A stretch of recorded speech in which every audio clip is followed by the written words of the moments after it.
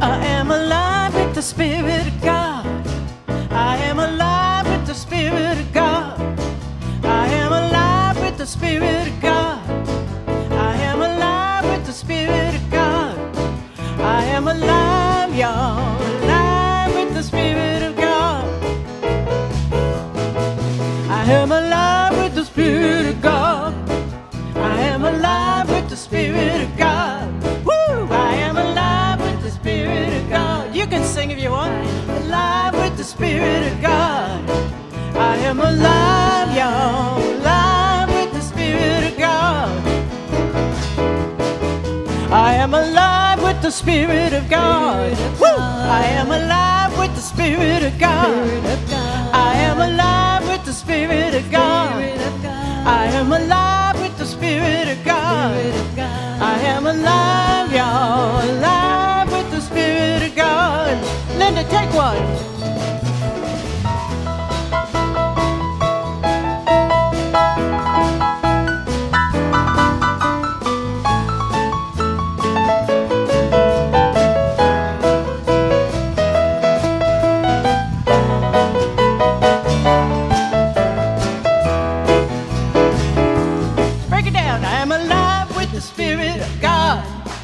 I am alive with the Spirit of God.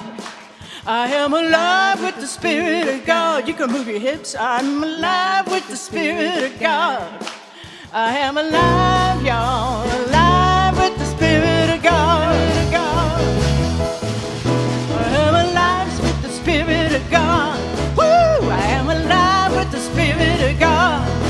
I am alive with the Spirit of God. I am alive with the Spirit of God.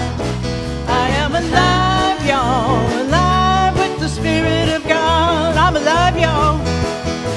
I am alive, y'all, alive with the Spirit of God. Last time. I am alive, y'all, alive with the Spirit of God.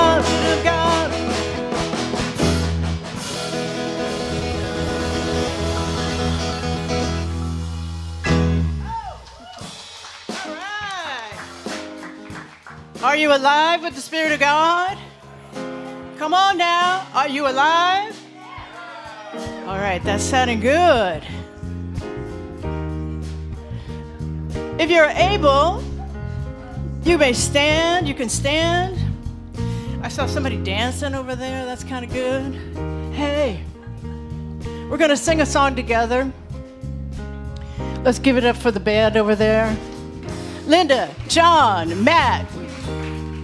And I'm filling in for Gino. My name is Beverly Doherty, here to be with you, and our production staff, Ryan, Jeff, and Myron. Give them all a big hand. We're going to trust in God, right? Here we go.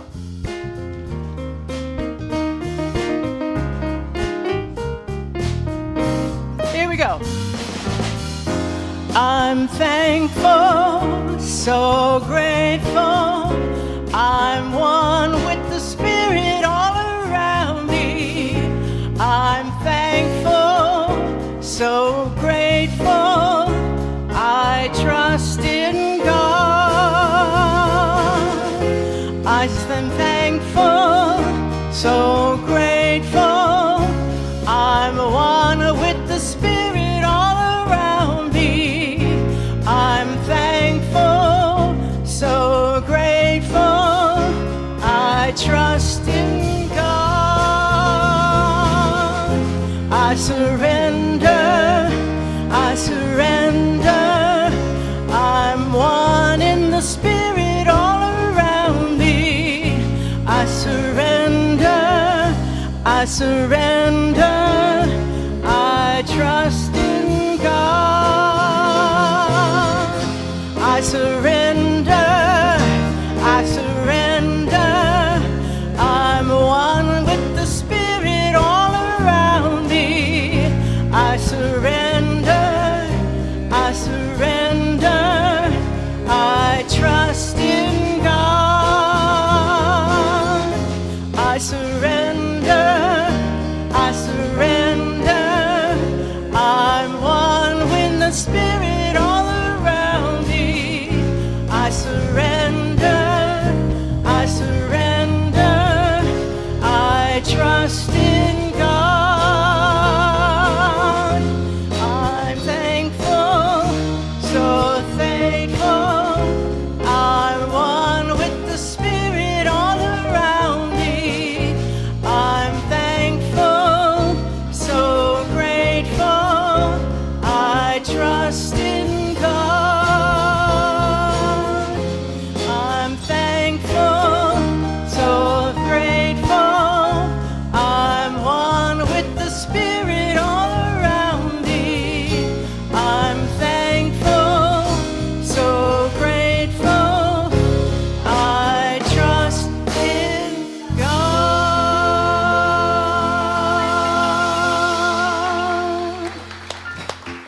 Beverly Dougherty and our house band, Sounds of Spirit.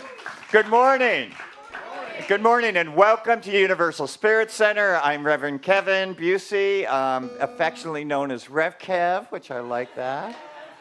So welcome. I welcome you to Universal Spirit Center. I want to take a moment and welcome you who are new with us this morning. We have a couple new faces. If you are new, I'd love to meet you afterwards. And for those of you who've been gone for a little while, I welcome you back.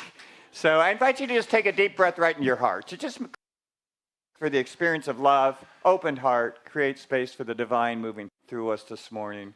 We just open to the energy of the divine presence. Simon's over there with his son. So I don't see any kids. If there were kids, I'd go with Simon back there, but do their own youth ministry. But he's hanging out anyway with us. So I want to do an acknowledgement and have any of you stand who went to the No Kings March this weekend. Wow. Wow. Awesome. Nice.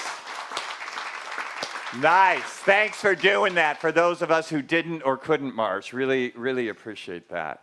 So most all of you know this last weekend we had a very powerful experience at our center. We performed Laramie Project, which was a very powerful play. Very great. So with the cast, please stand. I want to really acknowledge the cast.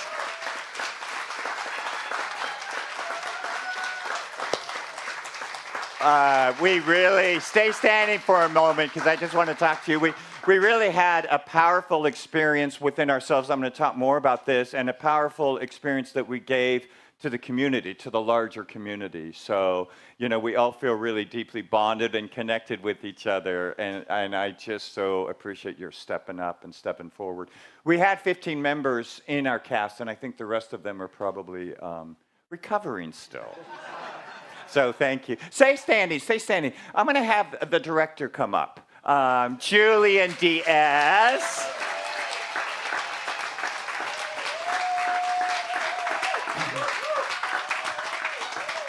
So I want to talk a little bit about Julian. He works for the La Jolla Playhouse, and he's been a member of our community with the hiatus in Chicago for a little bit, for a few years. And I got this idea of us doing a play, and I asked him, and he's like, okay. And the next week, he came back later with the Laramie Project, which I just think was the divine unfolding in that process. And, you know, I really got to know you during the play. And, you know, he is so talented, such a talented individual, and so supportive and so extremely patient with us. I prayed for you frequently throughout the process, and it worked. So we are all really grateful to you, Julian, for you assembling largely this group of non-professional actors. And stay standing, Craig. We're acknowledging the cast, of which you are a part. So let me see. Hold on. So you birthed through us this powerful message of nonviolence and inclusion of those who are marginalized by our society. You birthed that through us. Us who are, all of us were non-professional actors. And that is a miracle. So we're grateful. So on behalf of the cast, we want to present this to you. Yeah. So you open it, yeah. Well, you have to open it.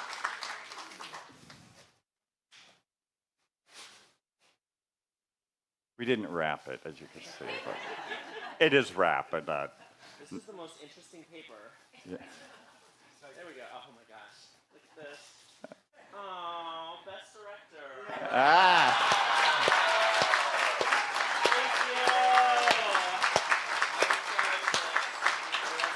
Thank you. Thank you. All right, that was really fun to acknowledge us. That was really fun. So this Wednesday we have Taizé here with the Devavana, and it's a really powerful process of stillness, of chanting, of readings, and it actually is I don't know if I'd say ancient, but a historical, many faith traditions practice this experience of spiritual practice. So I invite you to that, 6:30. If you need a midweek boost, come to that here at 6:30. Also, I want to mention, for those of you who are regular members of our community, we are in our pledge campaign. So what that means is we are asking you to let us know what you're going to give us for the next year so we could create a budget, right? A healthy budget. That's what we've done every year, and every year we're in integrity with our finances because of this piece. However, deeper than that, I'm inviting you to support your spiritual life, your spiritual community. And we do that through the energy of money. So it really is a two-pronged fold. It's certainly so we could be in financial integrity. But deeper than that, it's for you to take the energy, which is money, and direct it to those places that spiritually feed you. And then what happens to those places is they grow, they strengthen, because that which we appreciate appreciates. So you will find in front of you, if you don't have already a card, and you're going to hear more about this later from Stephanie. I'm just giving you like a little preview. Please take these cards home, put them in your prayer space, put them on your altar, hold them with you, and just ask that infinite source, what is it that is yours to give? What is it that is yours to give to our community? And next week we'll have a ceremony so you could give it. So take these homes, take these home, pray about it. And that's it for me right now. I think we're back. We're Bob, is that right? Okay. This is Bob. Good morning. I feel like I should be doing a medical update if you saw the play. Anyway, I'm Bob Mozai. Hi, Bob. And I have the rest of your announcements. If you have any questions about these or anything you heard so far, please go to our website at universalspiritcenter.org for all your answers. So Carol is doing a self-love, all-relationship workshop. And that will be, and she's going to be joined by her partner, Tony. The event will evaluate your life Saturday, October 25th at 10:30 to 12:30 here at the center. See Lee or if you have any questions at the yes table.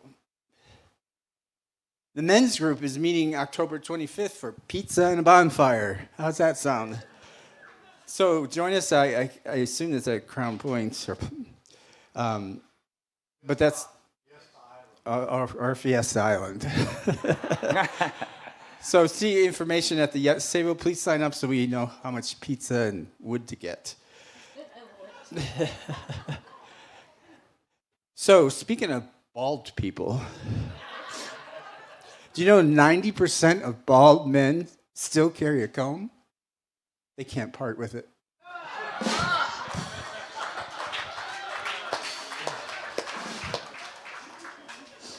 On a more serious note, so REP, we just wanted to thank everybody that came, I guess, Wednesday for the Africa night with Gino and Tuesday and Ziyin and some other folks that went. We wanted to thank you for your support and thank you for coming. So we're going to do our prayer. Instead of me repeating, why don't we do it with me? Because the words will be up on the screen. Okay, here we go. Divine light that binds us all, we come together as one, knowing that in our shared humanity lies the essence of our strength. May we see the beauty in our diversity. Let equality flow like a river, touching every heart, lifting every voice, and so it is. Oh, man. All right. Thank you, Bob. Thank you. So I'm going to have you stand and face the camera up here where we could acknowledge and wave to our online community, all those virtual communities. Thanks for being part of us.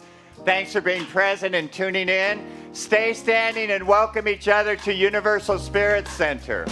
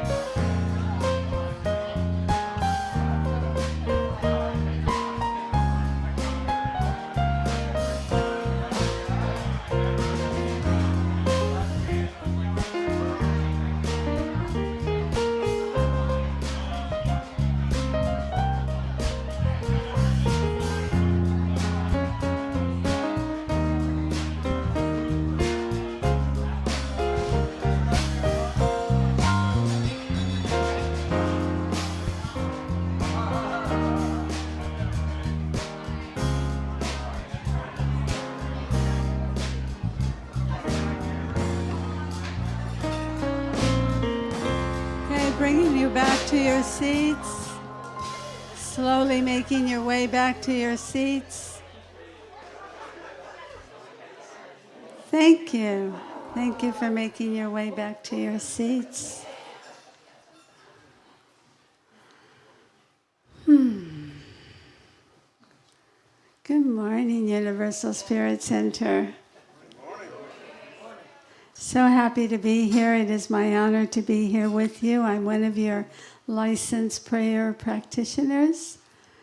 And and I get to be up here and call the shots this morning. For a little bit. For a little bit. That kind of felt good. Okay. So I have a couple of brief announcements. The first one is that if you are in need of prayer, I will be in the prayer room for the Praying Healing Circle about 10 minutes after the gathering. And if you can't stick around for that, or you would rather a practitioner meet with you during the week by phone or email, depending on your request for contact, there's prayer requests at the table in the back of the center next to the tech booth. Also, another announcement I have is that starting November, we will be starting the grief group for those of you that are in grief, or maybe you don't know you're in grief. And so just be aware that in November, we will be meeting for 4 weeks. And the information, there's a sign-up sheet at the Yes table, and I will be there directly after the service, and then I'm going to the prayer room. So if you have any questions, try to get me then, or just sign your name. Okay, thank you so much for that. I'm going to be doing a centering with you. We're going to have a reading in English, and then I'm going to be doing the reading in Spanish as well this morning. And then I'll be doing the crystal bowl. We'll go into a meditation, and I'll bring you back with a prayer. Okay? So right now, I just invite you to breathe into the space your body occupies, right where you're at. Just take a nice deep breath. Roll your shoulders back ever so gently. Feel your sit bones on the chair that supports you.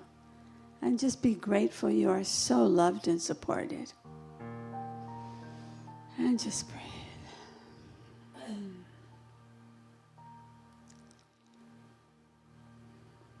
And our reading this morning is by Rumi.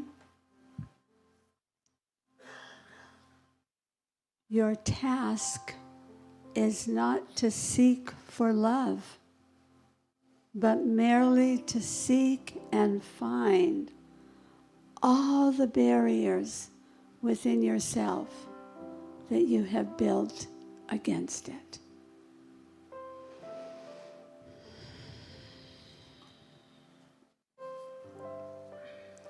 Lectura en Spanish. Tu tarea no es buscar el amor, sino simplemente buscar y encontrar todas las barreras dentro de ti mismo que has construido contra él.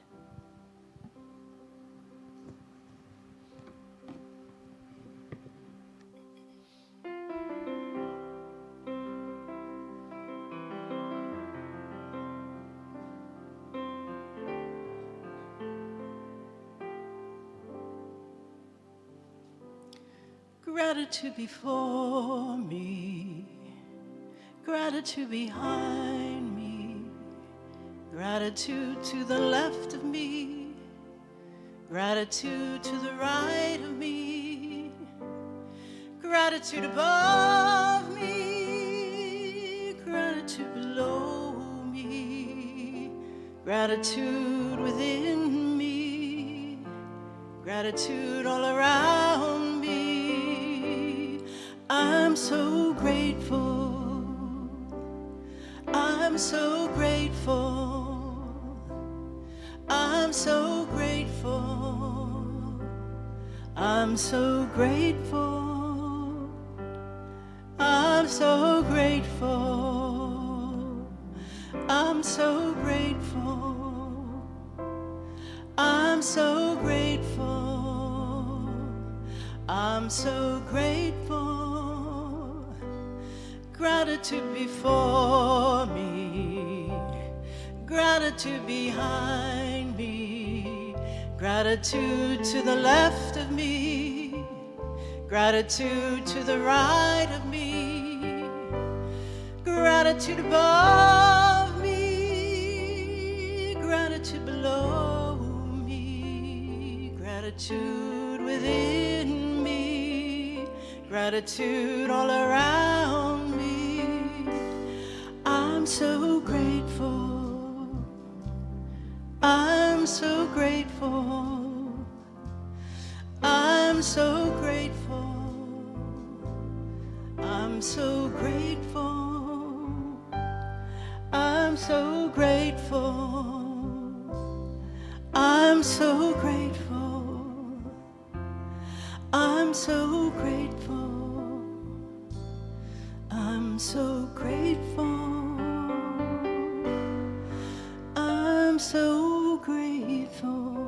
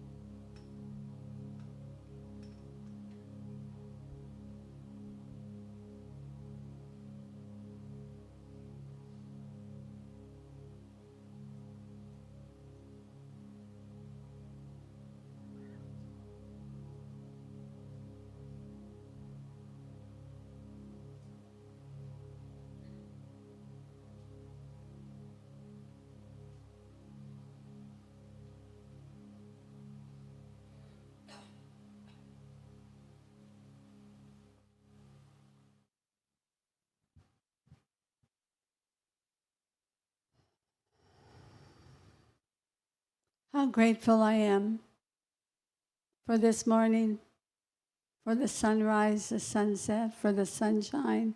How grateful I am for the fall days. How grateful I am for each one of you gathered here this morning. How grateful I am for Universal Spirit Center, for my spiritual home, for our spiritual home. How grateful for each one of us gathered. How grateful for what we do here, be it through our time, our talent, our treasure, or just being. I'm so grateful to know that love is all there is. I'm so grateful to know that if I can only get out of my way and let love come in, life flows. So grateful for the love and the words of Rev Kevin this morning. So grateful for our guest artist, Beverly, for our sounds of our band, just expressing so beautifully, playing the music, and for our tech team doing everything they do. So grateful for the hands that so lovingly prepared this place, from the meditation room to our center, and just grateful to know that life is love itself. And so I bless this morning knowing that it is good, so very good. I know that as we go about our day, it just flows with love, grace, and ease. And please join me in saying, and so it is. So it is. Can you feel it? Something's happening.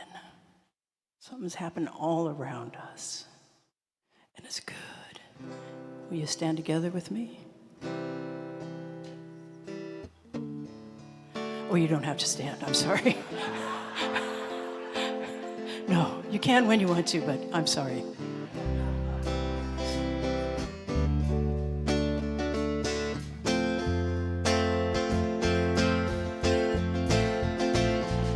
Something great is happening, love is taking hold and it won't let go of us now.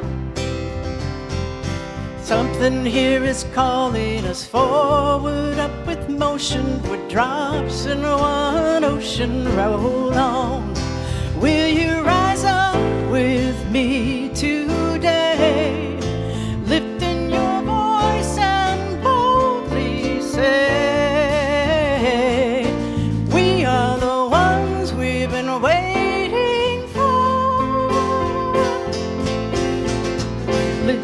live your dream of your highest calling.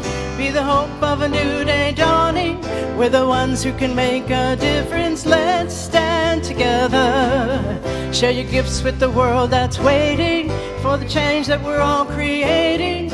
It's the moment for our greatness. Let's stand together now.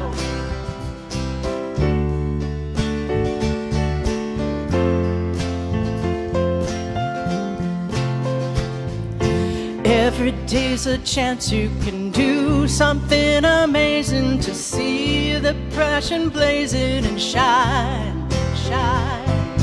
Paint with every vision and dance in new direction. Explode to new heights in your mind. I will rise up with you today, lifting my voice and boldly say,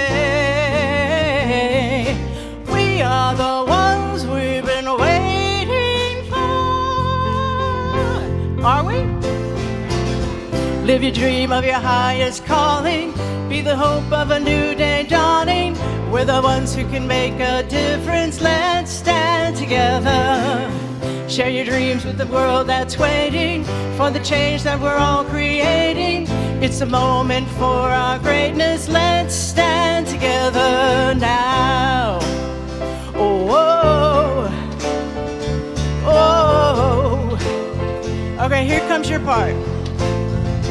One dream, one voice, one heart, one world. One dream, one voice, one heart, one world. One dream, one voice, one heart, one world. Key change now. Live your dream of your highest calling. Be the hope of a new day dawning. We're the ones who can make a difference. Let's stand together. Share your gifts with the world that's waiting for the change that we're all creating. It's the moment for our greatness. Let's stand together. Live your dream of your highest calling. Be the hope of a new day dawning. We're the ones who can make a difference. Let's stand together. Share your gifts with the world that's waiting for the change that we're all creating. It's the moment for our greatness. Let's stand together. One voice, one heart, one world, one dream. One voice, one heart, one world. One more time. One dream, one voice, one heart, one world. Let's stand together. Are you ready to stand together? Oh.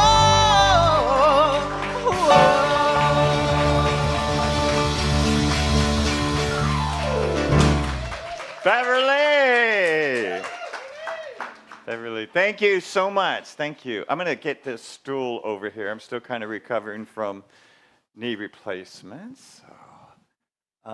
Alicia, your one-woman show is this Friday. Would you stand? So could you be at the yes table afterwards? Yeah, I can stay for a little bit. Okay, she's doing a one-woman show this Friday night. She's got little flyers. Let's support her. Yeah, let's support her. Thank you. Yeah. Yeah, thank you. She's awesome. Yeah, she is awesome. An awesome actress. So I want to share a little synchronicity that happened this last week. So I've been thinking about this idea of the hero's journey, and I'm going to talk about that. So on Monday morning, I have breakfast with a good friend of mine, Cindy Henson, and Zana Smith, sorry.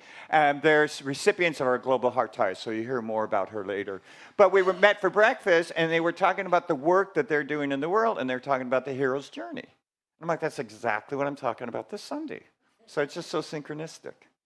So I want to talk about it because it's also kind of a journey that we're all on. There's different stages to it. And I think the cast of the play, I want to use that as one of the examples for the hero's journey. So the hero's journey starts with a call. It's a call to move away from our comfort zones, what's comfortable, maybe our defenses, our walls, our excuses, our limitation. There's a call to step forward, right? And so when we were doing the play, so many of us felt like we really framed the whole thing as like it was a call for us to move through the fear of acting, of learning all the lines, of the stages. So it was a call, and we talked about that. And there were a couple people who initially heard the call and then decided not to do it. And it doesn't mean they're missing their call. It's just a different call. So we're all called. We're all called to something, right? So it's just a matter of being clear what it is and then having the courage or the guidance to move through from what's safe for us, from what's familiar, from our defenses. So then the second part of the hero's journey is the journey itself. It's for us, it was learning the lines, forgetting the lines, learning staging, forgetting staging. It was the anxiety of being public with all of that. So that's the journey. And it's the journey that transforms us. It's the journey. It's all about the journey, not so much the destination. So we learned our lines more or less. We learned our staging more or less. So we performed it. So what happened with the crew, with the cast, we were deeply, through this experience, deeply affected by not only the powerful message and the connection we had with each other we developed, and the awareness that we could do this as non-professionals. We could stand up in front of a full house for three times and do this, right? And so we received personally a gift. But the gift is never for us personally. It's not for us personally. It's to date back to the larger community. And so what we did for three times is we performed it to the larger community so that the larger community could be inspired and could be called. Play's over, we go back to our lives, changed, transformed. That's the hero's journey. So it's the call, it's the journey, it's receiving the gift for us personally, but it's never for us personally. And then we go back to the larger community. So we're all on this somewhere in our lives. We're all on it. So so much of our culture presents the hero story. You know, the Hobbit. That's a hero story, so classic in current literature. All of the various world traditions, scriptures, we see the hero story in it. And I want to talk about the story of the Buddha, Siddhartha, thank you very much. Just jump in if I stumble. Siddhartha becoming the Buddha. So it's a great story, and it's such a powerful example of personal and global transformation. Because as I said, the hero's journey is never about just ourselves. So I've been reading a phenomenal book, David Hawkins, Letting Go. Phenomenal. He's a scientist and an awakened individual. He's passed a few years ago, but he's had an awakening. So here's one thing he says. Because we are all part of a whole, when we heal something inside ourselves, we heal it for the world. Each individual consciousness is connected to the collective consciousness at the energetic level. Therefore, personal healing emerges collective healing. It's never just about ourselves. So the story of the Buddha, it's a phenomenal story, Siddhartha. So when Siddhartha's mother was pregnant with Siddhartha, we see this somewhere else in another scripture, but she was prophesied. When she was pregnant, there was a prophecy given by a sage saying, your child will either be this rich earthly king or a spiritual leader. That's the choice for all of us. We could find our fulfillment in earthly collection of money and material and fame and reputation. We can do that. Maybe we've done that. Thinking that is my esteem all is about how much money I have or prestige, whatever. Or it's a spiritual path. It's like realizing, no, my happiness or my completeness lies in the spiritual journey. So that's a choice we all have. So Siddhartha's dad was an earthly king and wanted his son to be an earthly king, not a spiritual teacher. So he created this palace with big, thick walls in him and raised Siddhartha in this palace of big, thick walls and presented to Siddhartha all types of distraction. All types of distraction. And a couple of them that the scripture talks about, Buddhist scripture, is the finest foods. He never wanted for what he always rich, fine foods. And dancing women. Dancing women. There were all these distractions to distract him from the spiritual path. So I want to talk about that for a second. How do we distract ourselves? How do we distract ourselves so that we'll stay in our comfort zone? We'll stay safe. We won't have to respond to something that's uncomfortable or take us out of the walls that we've built. And I'll say for me, I'm realizing a big distraction for me is my cell phone. You know, it's like, where is it? Oh, I've got to check it. I may have gotten a message just now, right? Within the last 2 minutes. There's a comic strip of a guy at a party talking to this woman, and he's got, you know, one of these cones that dogs wear. And I have one of my dogs is on that now, but a cone. And he's talking to this woman, and he goes, "This is so I don't check my cell phone every 2 seconds." Right?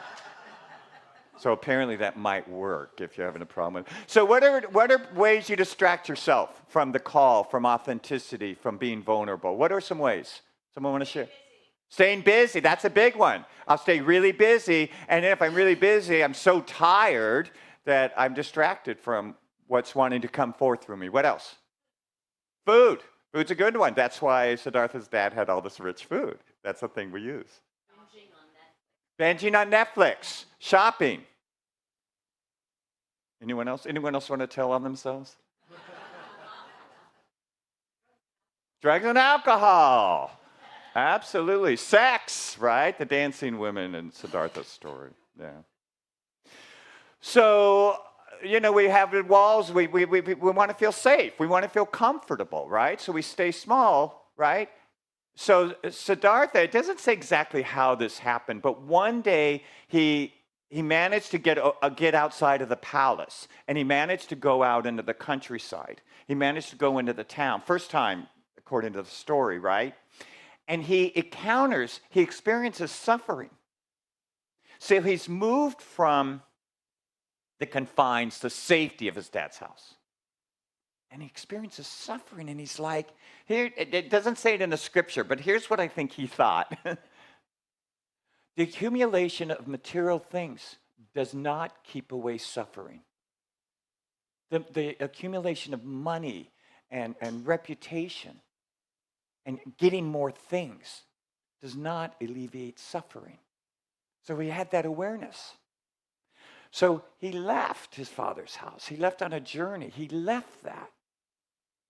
And he went on a journey, it says in the scripture, for 6 years in the forest on a spiritual path, in search of that which would alleviate suffering. Right? He left his father's house. He left his father's voice. So his father represents in the scripture that outward authority that we've internalized. So it might be our parents.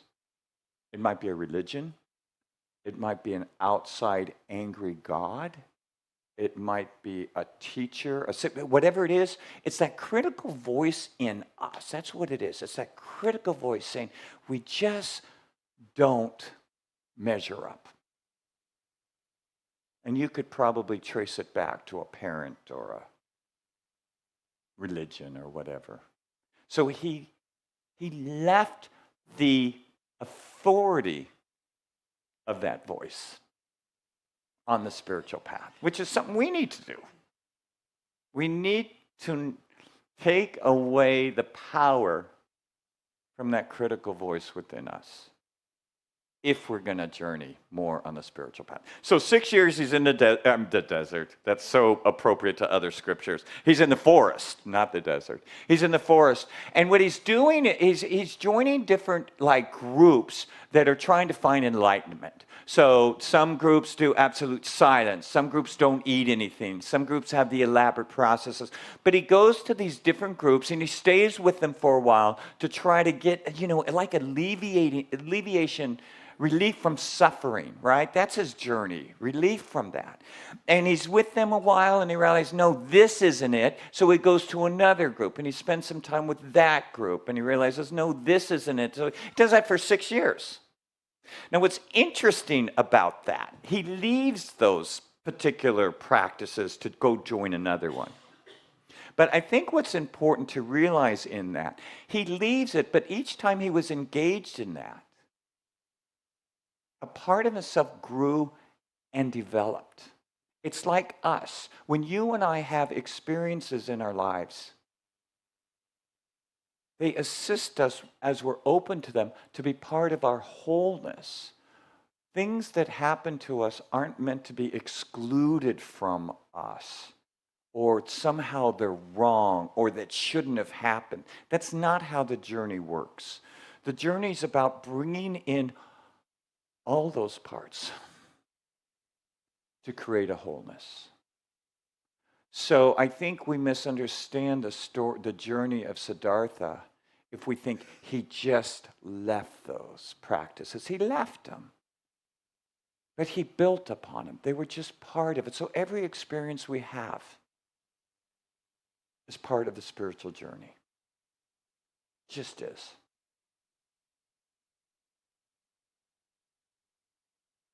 I'll just add this. That's why it is so anti-spiritual,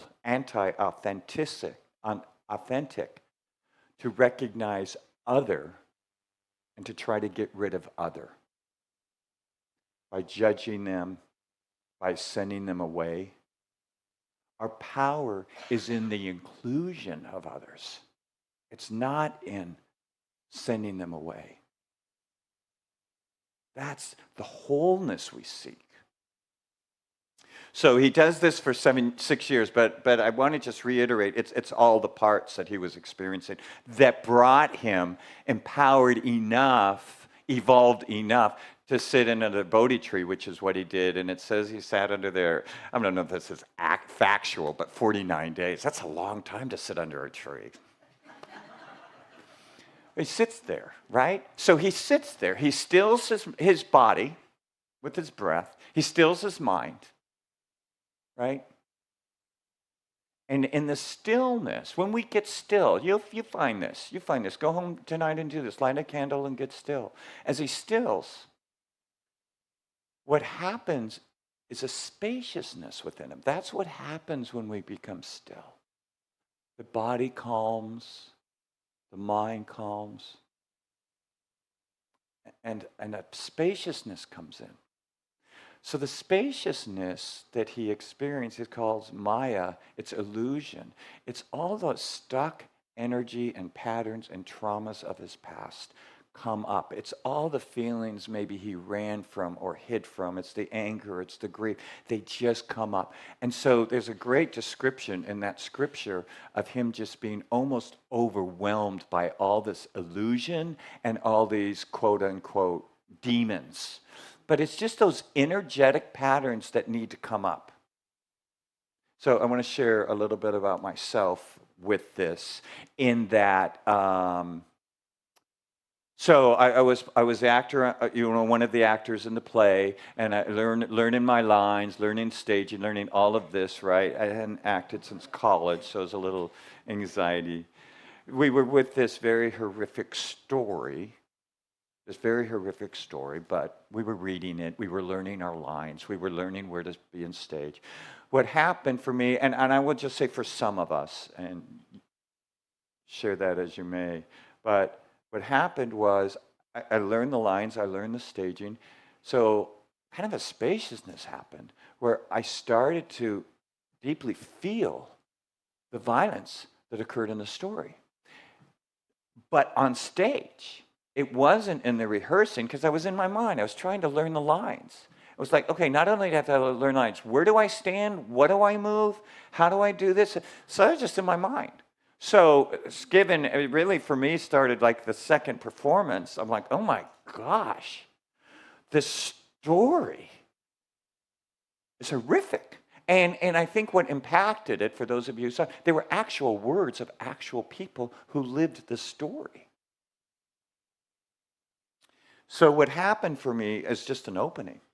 So what needed to come up came up. And what came up for me, especially Monday and Tuesday, was this immense amount of grief.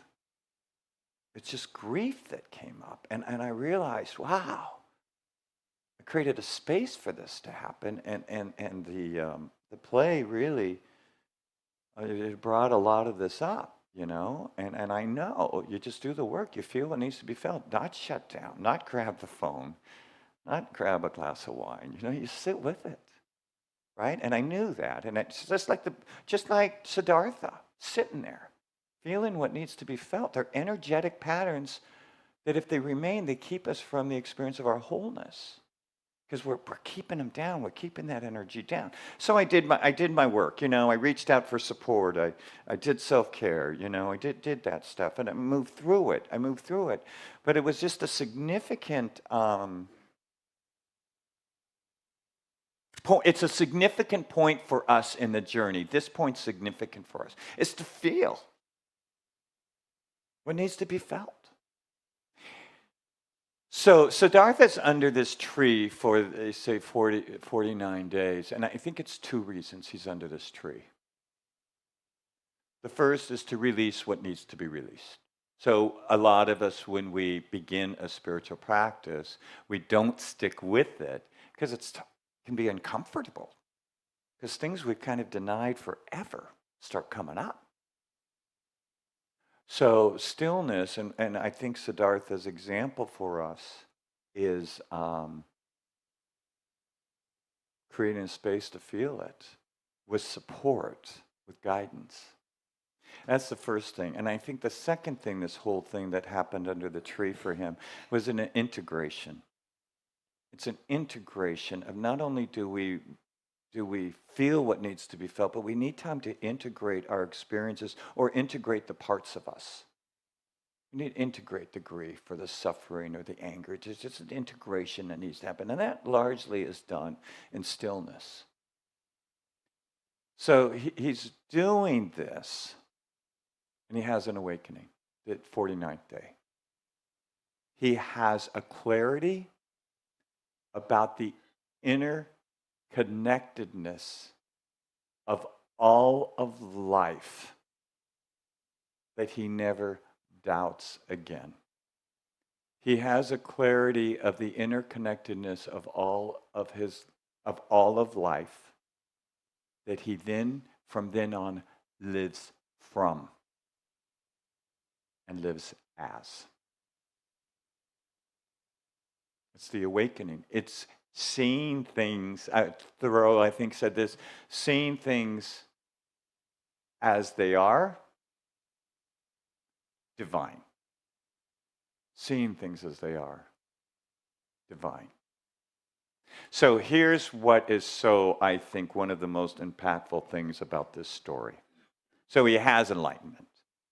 This man has enlightenment. He leaves the Bodhi tree and he starts getting some followers, or however all that unfolds, right? He's a poor man. He has nothing. He's alone, making his way through the forest. He has an awakening. This poor man alone has an awakening, and he has transformed millions of lives because of that. One poor man, not thought out, not planned, it unfolded through him. And he's impacted millions of people, this poor man, over 2,000 years ago. His simple awakening under that tree has caused global transformation throughout the years. Let's take a breath here. That's our call. However we play it out. However it's played out. However it's played out. So I'm going to invite you to take a deep breath in and close your eyes. I'm taking you on a brief little journey that Siddhartha kind of, when he became the Buddha, went through. But sit up straight and tall in your chair. Go ahead and close your eyes. And just allow yourself to go on a little journey. Maybe just call forth your higher self, divine presence, to kind of guide you in this. Taking a deep breath in. And where is the call happening in your life? What is the call happening in your life that's causing you to want to leave what is safe, maybe what is defended, whatever walls you've created, whatever safety zone you live in? What's calling you forth from that? Just identify it.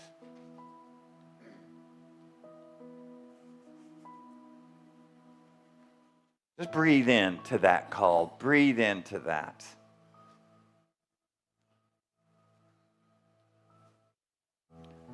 Breathe into that which is being called.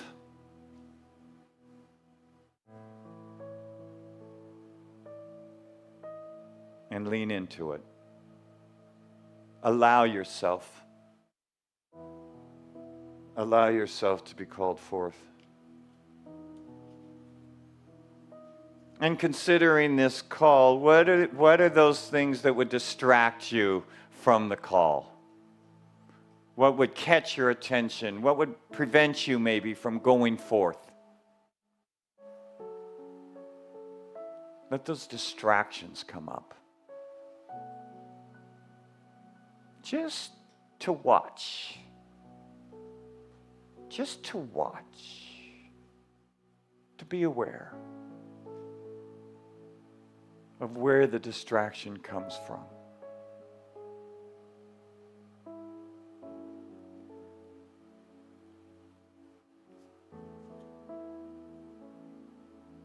And breathe in here. Breathe into the call.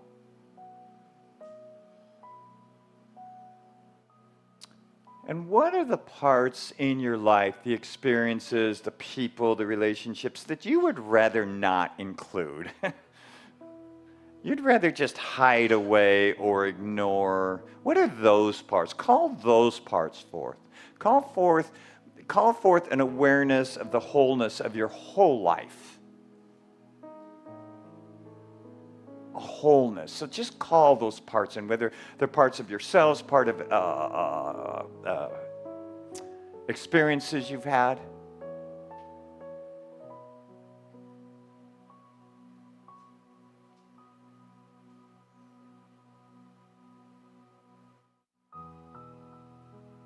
And I'm going to invite you in your mind's eye to sit in nature, to sit under a tree, to just rest. Take a moment, take a breath. Let your soul catch up with your body. Just feel yourself surrounded by peace, by love, by presence. Just feel that. Just open. Just open to the light, the grace.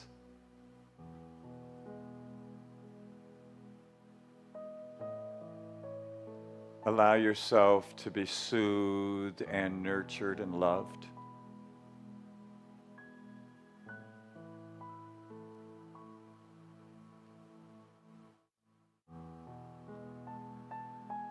And imagine in your mind's eye, feel, experience that everything is connected. All beings are connected. There's a unity and a wholeness, an ultimate reality that is all connected with each other. That we are part of it all. We are part of a vast wholeness. So experience that. Just imagine. Imagine that.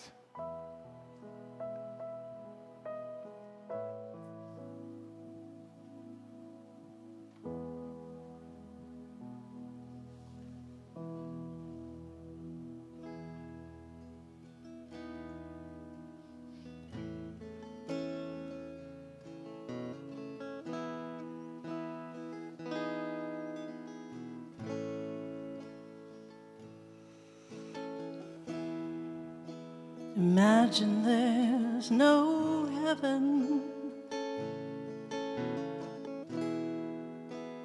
It's easy if you try.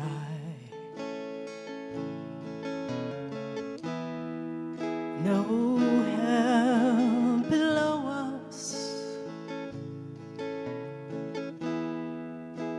Above us, only sky. Imagine all the people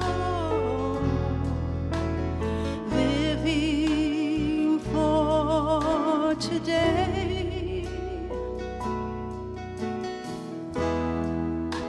Imagine there's no countries. It isn't hard to do. Nothing to kill or die for, and no religion too. Imagine all the people living life in peace. You may say I'm a dreamer, but I'm not.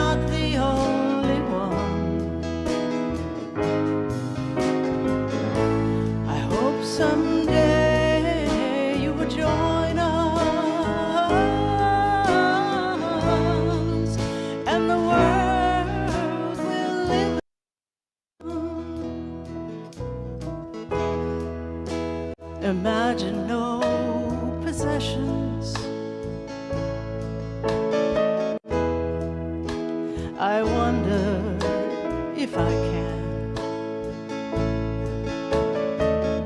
No need for greed or hunger. The brotherhood of man.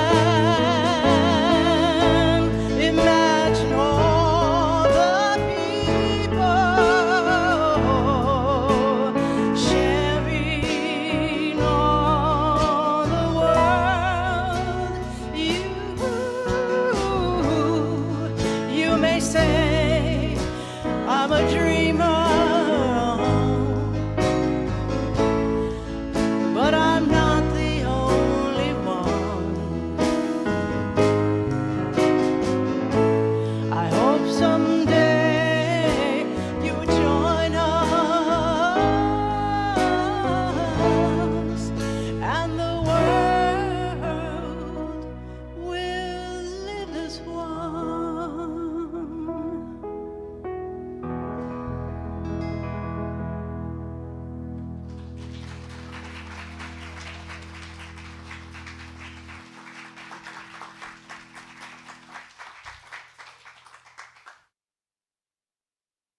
Thank you so much. That's beautiful.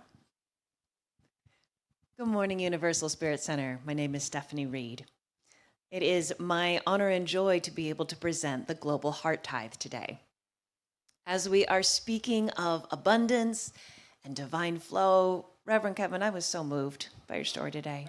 Thank you so much. And I really feel that this center is such an incredible place for us to live that call, for us to feel.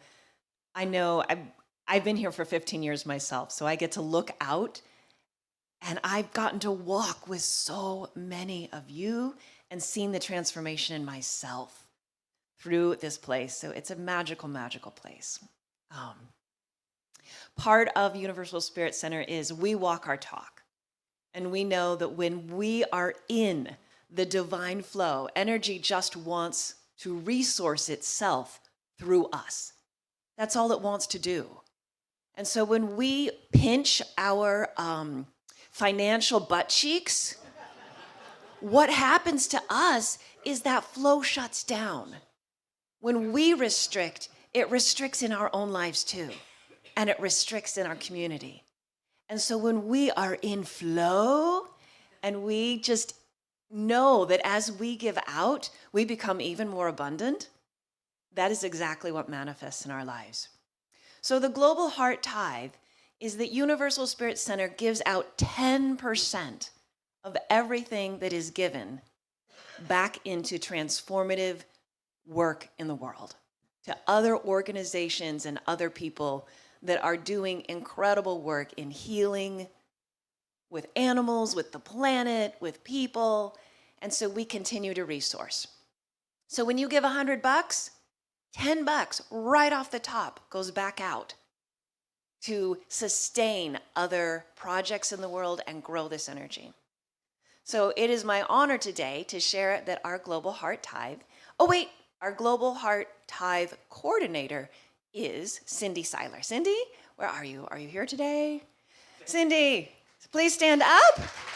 Yay! So if you have an organization that you love, that you think is doing amazing work in the world, please see Cindy and say, gosh, can we get some of this fabulous money for our organization? And she will help you fill out those forms and get you centered and moving on so that we can support that organization as well. I just wanted to share with you a few of the different organizations that we have supported just this year alone. So back in January with the LA fires, Universal Spirit Center donated to help in that situation. The Animal Pad, the East County Transitional Living Center, Operation Hope, an organization close to my heart, which is Kid Power, which teaches self-defense and boundary setting skills to people of all ages and all abilities.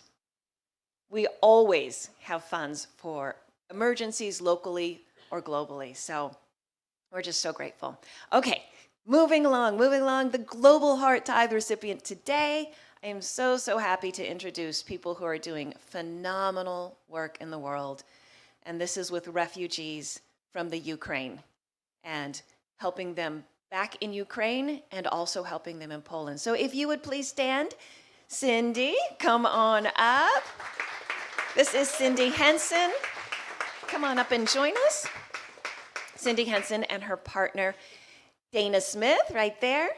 And they're going to share with us about everything that they are doing. Thank you so much. Appreciate it. And Kevin, thank you. Yeah. Thank you for the awesome entry, as he said earlier, into the hero's journey, because that is really what this is about.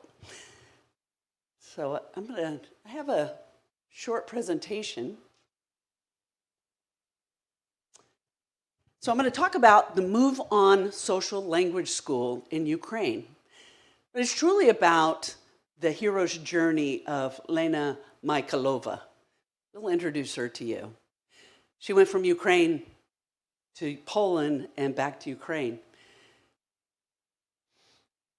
So back in February 2022, as Russia invaded Ukraine, ordinary life was plunged into chaos. Millions of people were fleeing Ukraine, mostly women, children, the elderly, while the men went to the war. And that's what happened with Lena. She brought her two children with her to Poland, while her husband fought on the front line. So, of course, we asked, how can we help? So many of our American friends had gone over to Poland to see how they could help. And they found this neighborhood of people that were sheltering and housing and feeding refugees. And so we were able to get on a plane and go. And what we discovered was this amazing group of people that are loving each other during this crisis. So you can see Lena in the lower right photo in the blue dress. So we together started a community center, and we provided services to women, children, the elderly, starting with humanitarian services, but then moving into psychotherapy and healing from trauma and helping kids in school, and food, supplies, lines out off into the streets, school supplies, classes, women's circles, anything we could think of that would help people reintegrate into a second home, because that's what they were creating. So while we all thought that it would be over in 30 days, here we are 3.5 years later, and it lingers. In the meantime, Lena is, she's a teacher from Ukraine, and she's super smart, very capable, and a sponge. So she's learning all about humanitarian leadership all over Europe, and quickly becomes known as an ambassador for resilience and change. So we, over the next 3 years, Dana and I went to Poland, and we were in marches for 7 different times. We went to Poland. Friends and family volunteered. Leadership and team building, that's what I know how to do, so that's what I could contribute. Dana took supplies into Ukraine. You'll have to come talk with us at the table and hear about those experiences from her. And we've built lasting friendships because, it doesn't really matter what the distance is. Friendship is friendship. So something really unexpected happened. And that's that the first Ukrainian woman that said, "This war is the best thing that ever happened to me." I'm like, what? I didn't understand that at all. And another woman said, "Oh, we want to create community when we go back to Ukraine. We don't have communities in Ukraine. We have families, we have churches, we have schools, we work, but we don't have communities. Cindy, remember, we're post-communism. We don't do community." I was like, okay, I think I'm getting it. And then another said, we're learning generosity.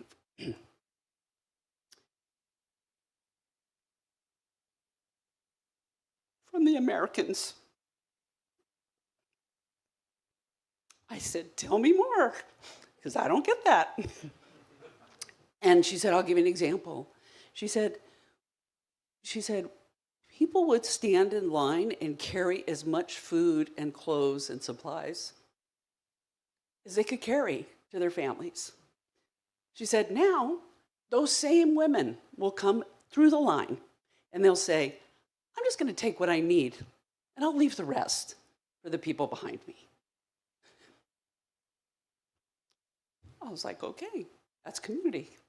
I get it now. And they said, we want to go home and create this. I was like, okay. So then we started asking ourselves, is that really possible? And of course we said, yes, it is. And so the mission became much larger, like how to build community in a war-torn country. So we had this idea, and when Pete Buttigieg visited us after he had seen Ukraine and promised American support to rebuild the infrastructure, he came and visited us and we said, we're going to rebuild the social infrastructure in Ukraine, and it's going to be better than what it has been. And he was like, okay, that's very ambitious. And we said, yes, it is. Very bold. And by the way, he's everything you see in the media. He's down to earth, he's kind, he's curious, he's smart, and he's very supportive. And he's like, I can see why you guys are like hooked, you Americans keep coming here to help. I said, yeah, that's what we're doing. He's like, okay. So Lena dared to dream. And so for her, she decided she would go home, she needed to be back with her family, and she was going to start a social language school to repair and re-energize people in Ukraine in her hometown. So Move On was her vision. So this was just 2 months ago. She's gone back to Ukraine. And so the school is about teaching 4 different languages, English, Ukrainian, German, and Polish, just to give opportunity for kids and for women and people that have lost the people in their lives that helped support them so that they can get jobs, careers, kids can go to university. We're starting some groups as well that are supporting each other in the community, and also some tutoring, because the kids are behind. As you can imagine, they're in a war. And so Lena said, we're doing this. She said, you know, I'm a teacher by training and a community builder by choice. She said, I would have never imagined that. That is her hero's journey. She's bringing back those gifts that she's learned to the young people and the women in Ukraine. So in August, she began readying the Move On space with her family and friends. September 15th, 1 month ago, she opened the school in Poltava, Ukraine. So there are 2 classes so far of teenagers learning English. 2 of the kids have lost their fathers, so they attend for free. She has an English class for women that have lost their husbands in the war. They all attend for free. And just last week, they started a free weekend math catch-up tutoring. The kids are behind, and they need the help. So, what are our next steps? We've raised $14,000 so far. It goes a long way, by the way, in Ukraine. So we're looking to raise another $11,000 and another $50,000 after the first of the year. We want to add more classes, we want to add more teachers, we want to have more students. we are working to solve our 501c3. How do we have IRS recognize donations? So we're trying to figure all of that out right now. Right now, we're using our personal Venmos and our personal PayPal, which you have an opportunity to give if you're interested. And then we're going to develop the plan for next year. So it's been Lena's journey. We watch, we participate, we're part of it. But we applaud it more than anything because we see in her and in the other Ukrainian women that are now empowered, have a voice that they have never had before. They've never had before.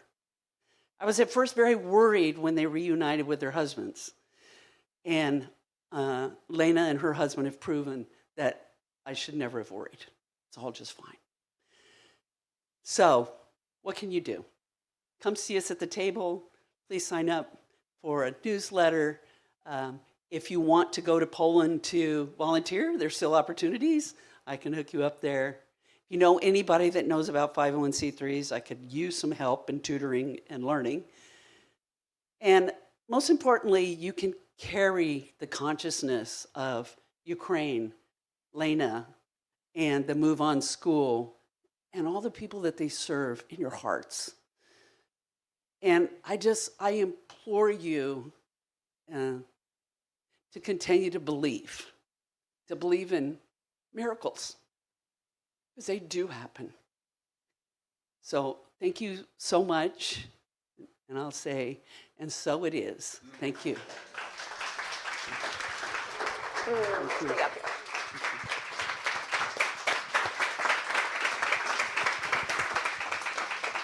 So, Cindy, we honor you for listening to your Shero's journey and the sacred call that has called you to support this work. What I may not have shared is Cindy was the first board president for Universal Spirit Center many, many years ago. So thank you so much. And you can see how this work has transformed her life so that she is listening to her call to be a transformative force in the world. It is our honor to present you $1,000. Thank you so much from Universal Spirit Center. Thank you so much. Thank you all so very much. Please come see us in the back. To learn more about what they are doing, they've got a table all set up in the back so that you can continue to support this beautiful work.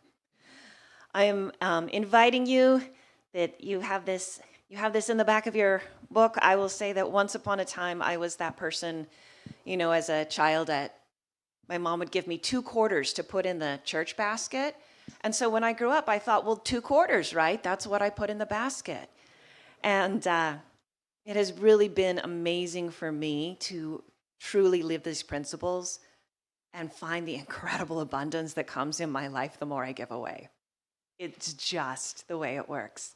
It's with love, it's with relationships, it's with money, it's with everything. It is so interconnected. So I invite you with the gifts that you have, your love, your heart, your money, just place that gift upon your chest right now. And we just know that whatever we give from that place of love, integrity, oneness, knowing there is only one of us here, that energy multiplies 1,000-fold.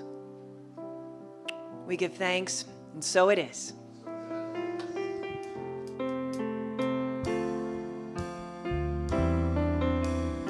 Please sing with me. Part of something greater, part of something greater than any one of us could ever be. Part of something greater, part of something greater than any one of us.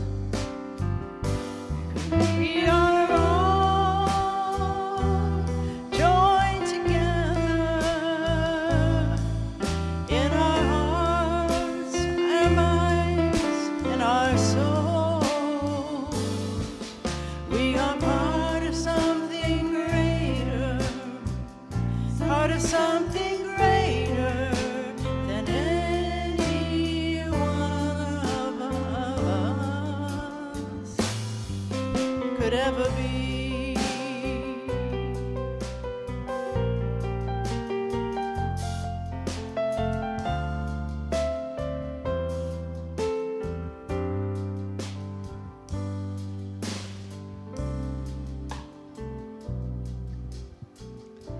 So let's put our hands up for a blessing. And how grateful I am for these gifts. How grateful I am for your gift, for your love, for your offering. For I know that it just extends out and flows over into our community and into our world. Please join me in saying, and so it is.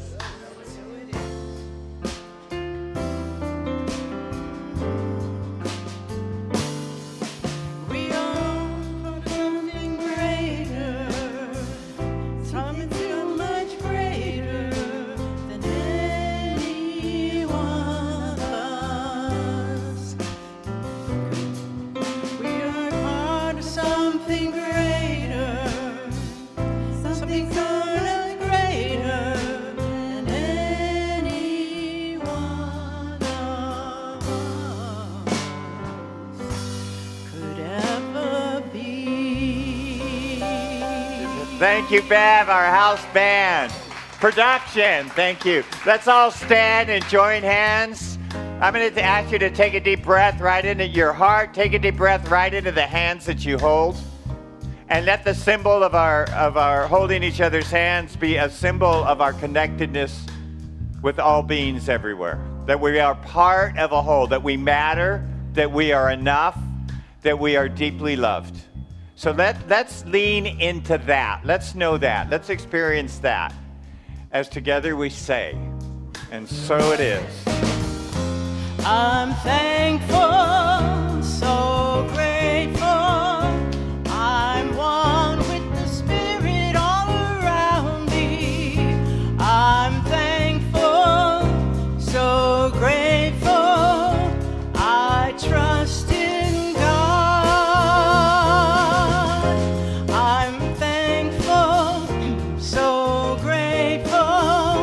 I'm one with the Spirit all around me. I'm thankful, so grateful. I trust in God. I surrender, I surrender. I'm one with the Spirit all around me. I surrender, I surrender. I trust in God, I trust in God. I trust in God. I trust in God. Woo! Have a good week, everybody.